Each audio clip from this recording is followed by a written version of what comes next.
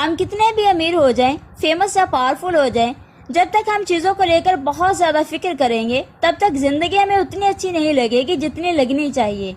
क्योंकि ज़्यादा वरी करना स्ट्रेस, डिप्रेशन, एंजाइटी और बहुत सी ऐसी चीज़ों को पैदा करता है जो हमारे लिए ज़रा भी अच्छी नहीं है, बोथ मेंटली और फिजिकली। और इन चीज़ों के आने के बाद अगर हमें दुनिया की सारी अच्छी चीज़ें भी मिल जाएंगी तो भी हम अच्छा फील नहीं कर पाएंगे। नेपोलियन और हेलन किलर इस बात को प्रूव करने की परफेक्ट एग्जाम्पल है। नेपोलियन के पास हर वो चीज़ थी जिसके एक नॉर्मल इंसान सपने देखता है।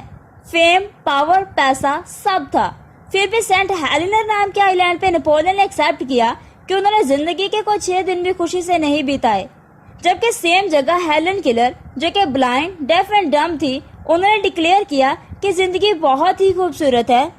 अब अगर हेलन किलर बिना वरी के 78 ईयर्स खुशी से जी सकती हैं अपनी इतनी सारी प्रॉब्लम्स के साथ, तो हम क्यों नहीं। ज्यादा वरी करना हम पर बहुत इम्पैक्ट करता है। एलेक्सिस कैरल, जो कि एक नोबेल प्राइज विनर है, उन्होंने कहा, people who don't know how to fight worry die early.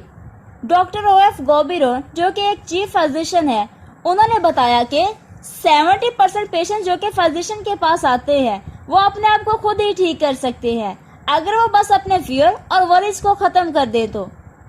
एक स्टडी में 15,000 पेशेंट्स को एग्जामिन किया गया जिन्हें स्टमक डिसऑर्डर से। उन्हें एग्जामिन करने के बाद पता चला कि 5 में से 4 पेशेंट्स की बीमारी का कोई फिजिकल रीजन नहीं था, बल्कि उनके फियर, वरी, हेट, सेल्फिशनेस, ये सारे रीजंस बन गए थे उनकी पेट की बीमारियों के। बहुत से फेमस डॉक्टर्स कहते हैं स्टमक अल्सर जो कि जान ले सकते हैं, हार्ट डिजीजेस, कुछ टाइप के हेडेक्स, इंसोम्निया और कुछ टाइप के पैरालिसिस, ये सब और कोई रीजन नहीं, बस हमारे ज्यादा वरी करने से होता है। अब ये सारी चीजें आपके लिए मोर देन इनफ होनी चाहिए ये बात समझने के लिए कि वरी करना हमारे लिए कितना हार्मफुल हो सकता है। A magic formula for solving worry situations.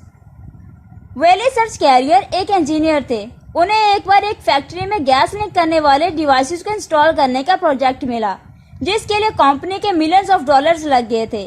पर यह प्रोजेक्ट खत्म करने के बाद कैरियर को पता चला कि उनके इंस्टॉल किए गए डिवाइसेस कंपनी को किए गए गारंटीड वादे पूरे नहीं कर पा रहा है, जिसकी वजह से वो मिलियंस ऑफ डॉलर्स का लॉस की जिम्मेदारी पूरी कैरियर पर आ गई थी। वो अपने इस फेलियर से बहुत ही ज्यादा परेशान हो गए थे। वो इतना फिक्र करने लगे थे कि उन्हें नींद आना बंद हो गई थी। बट फिर उनकी कॉमन सेंस ने उन्हें याद दिलाया कि उनका फिक्र करना सिचुएशंस को ठीक नहीं करेगा। सो उन्होंने एक टेक्निक निकाली अपने इस वरी की प्रॉब्लम से डील करने के लिए, और ये टेक्निक इतनी असरदार निकली कि वो उसे आज भी यूज करते हैं मोर देन 30 ईयर से। ये टेक्निक में 3 सिंपल स्टेप्स हैं जो आपको भी याद रखने हैं। So let's begin. स्टेप 1, बिना डरे पूरी सच्चाई के साथ ये पता करो कि एट द वर्स्ट केस, बुरे से बुरा इस प्रॉब्लम की वजह से आपके साथ क्या हो सकता है। कैरियर ने जब ये सोचा तो उन्हें पता चला कि उनके इस फेलियर के लिए उन्हें जेल या फांसी तो नहीं होगी, बट हाँ, उनका मार्केट में नाम बहुत ही खराब होगा और मिलियंस ऑफ डॉलर्स जो उन्होंने अपने एम्प्लॉयज के साथ इन्वेस्ट किए थे वो पूरे डूब जाएंगे। स्टेप 2, वर्स्ट केस पता चलने के बाद आप उसे मेंटली एक्सेप्ट कर लो। कैरियर ने अपने आप से कहा कि ठीक है, अब अगर ऐसा हो ही गया है तो कोई बात नहीं, मैं फिर से मेहनत करके अपना नाम बना लूंगा और एम्प्लॉयज को समझा दूंगा कि ये एक एक्सपेरिमेंट कोर्स था हमारे गैस साफ करने की न्यू टेक्निक को टेस्ट करने के लिए। वर्स्ट थिंग एक्सेप्ट करने के बाद कैरियर को बहुत ही ज्यादा सुकून मिला जो उन्हें बहुत टाइम से नहीं मिला था। स्टेप 3, जब वो बुरे से बुरी चीज मेंटली एक्सेप्ट हो चुकी हो तो फिर आप उस वर्स्ट को बेटर या अच्छा कैसे कर सकते हो इस बारे में सोचो।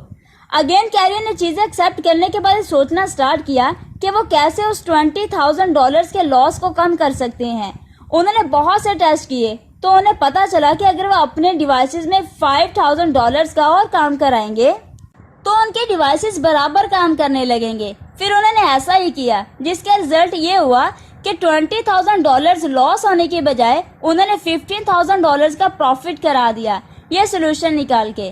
कैरियर कहते हैं कि अगर वो ये 3 स्टेप्स फॉलो नहीं करते और बस फिक्र करते रहते तो उन्हें ऐसे रिजल्ट्स कभी नहीं मिलते।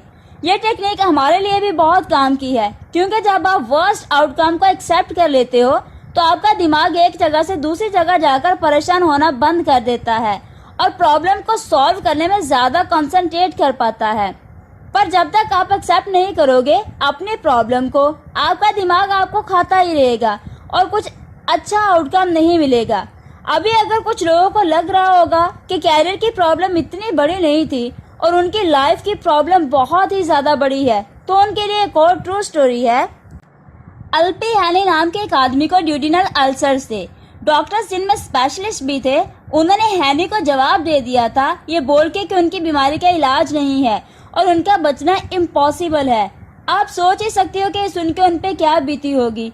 वो बहुत परेशान रहने लगे थे, पर फिर उन्होंने डिसाइड किया कि जबकि मेरे पास बहुत ही कम टाइम बचा हुआ है, क्यों ना मैं इस टाइम को एकदम बेफिक्र होकर खुशी से बिताऊं और एकदम खुल के जीऊं। उनका सपना था कि वो मरने से पहले वर्ल्ड टूर पे जाएं, सो उन्हें वही करना सही लगा। उन्होंने शिप की टिकट बुक की।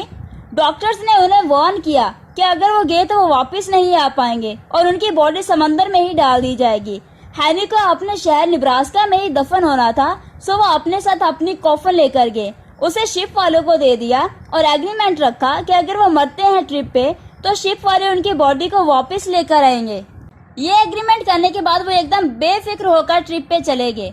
उन्होंने बिना सोचे समझे जो दिल किया वो खाया और पिया, बड़े बड़े सिगार पियर, गेम्स खेले, नए दोस्त बनाए, रात रात भर जाकर मस्ती की, गाने गाए, ऐसे तूफानों में एंजॉय किया जो जानलेवा थे। और फिर पूरी ट्रिप खत्म होने के बाद जब वो वापस आए तो उनका 19 पाउंड वजन बढ़ गया था।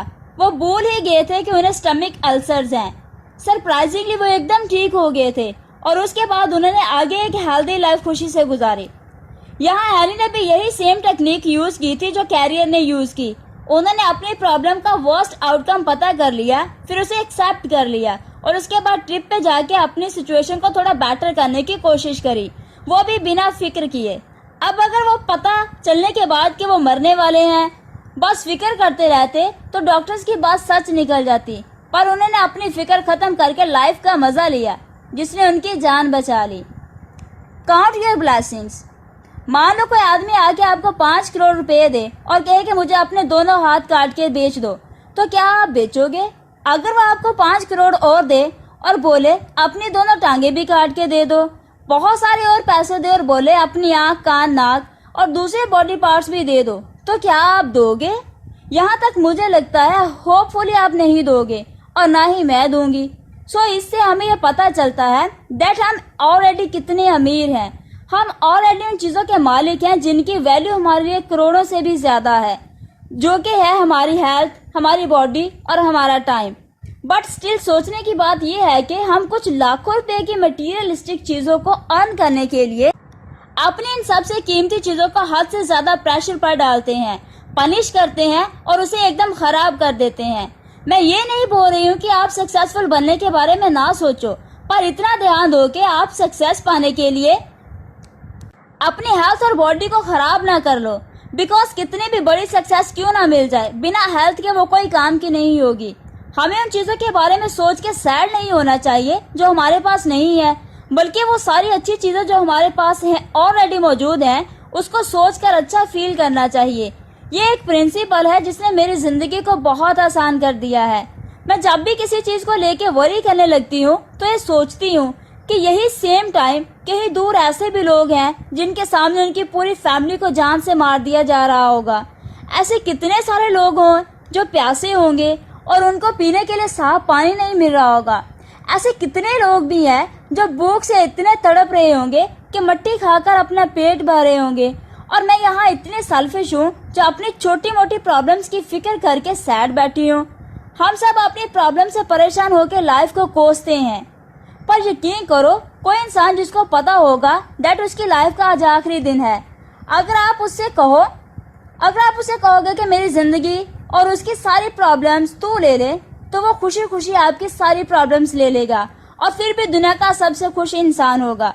अगर आपको एंजाइटी, स्ट्रेस, डिप्रेशन या वरी से दूर रहना है तो एक हैबिट बना लो और कम से कम दिन में एक बार अपनी लाइफ की अच्छी चीज़ों को गिनने की कोशिश करो और उसके लिए ऊपर वाले का शुक्र अदा करो। जब आप ऐसा करोगे तो आपको पता चलेगा कि आप अपनी सोच से कितने ज़्यादा अमीर इंसान हो। Don't allow yourself to get upset on small things. Robert मो ने यह बात तब सीखी जब वो 276 फीट पानी के नीचे एक सबमरीन में फंसे हुए थे। वॉर का टाइम था, उन पर जापानीज माइन लेयर अटैक कर रही थी जो उनकी कभी भी जान ले सकती थी। तब मौत के एकदम पास देखकर वो सोचने लगे कि कैसे वो पहले छोटी छोटी बातों पर फिक्र किया करते थे। जब वो पहले बैंक में काम करते थे, उनकी लंबी ड्यूटी, कम सैलरी, खुद का घर ना होना, एक खुद की कार ना खरीद पाना, ये सब तब उन्हें जिंदगी की सबसे बड़ी प्रॉब्लम्स लगती थी। पर अब जब वो मरने वाले थे, उन्हें समझ आया कि वो सब कुछ कितनी बेतुकी थी। और तभी उन्होंने अपने आप से प्रॉमिस किया कि अब अगर वो जिंदा बच गए तो वो कभी इतना वरी नहीं करेंगे किसी भी बात को लेकर, कभी भी नहीं। उन्हें वो चांस मिल गया और वो वहां से बच निकले। और फिर उसके बाद उन्होंने कभी भी अपना खुद का किया गया फिक्र ना करने का वादा नहीं तोड़ा। मोस्टली हमें चीजें जितनी बड़ी लगती हैं, एक्चुअली में वो उतनी बड़ी होती नहीं। हम बस सोच सोच के उसे बड़ा बना देते हैं। मुझे याद है, मैं पहले अपने सेल फोन में अच्छे अच्छे सॉन्ग्स और फॉरवर्ड मैसेज जमा किया करती थी।